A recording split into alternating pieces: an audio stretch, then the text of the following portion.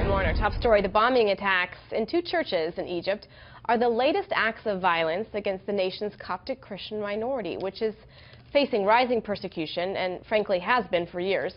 Joining me now is Cynthia Farrahat, fellow at the Middle East Forum and a Coptic Christian activist. She now lives here in the United States, but did in fact grow up in Egypt. Cynthia, thank you so much for joining us. First and foremost, your personal reaction.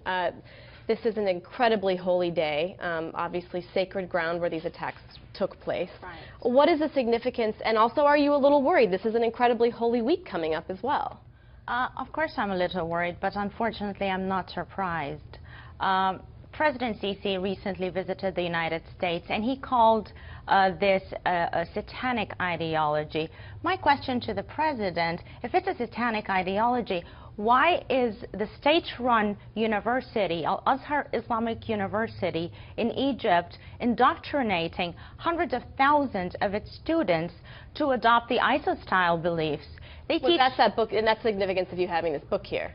Precisely. This is the PhD of the blind sheikh, Omar Abdurrahman. This PhD, he took it from Al-Azhar in 1971, and I would make the claim that this is the founding document of Al-Qaeda.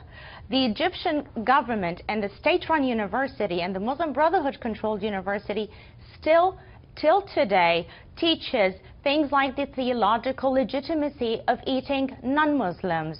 So they're turning a blind eye to what is essentially our definition of terrorism. Absolutely. And not just a blind eye, they are actively funding it.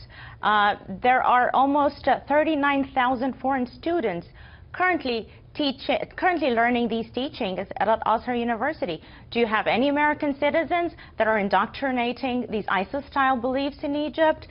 These are big questions, and that's why the terrorist attack today, I think there's going to be so much more of things like that if the Egyptian government is not held accountable for its role in the indoctrination of people like that. Okay, and I want to talk more about that, but first, the uptick that you have seen. I mean, obviously Coptic Christians, there's a long history. We could be here all day talking about centuries worth of history.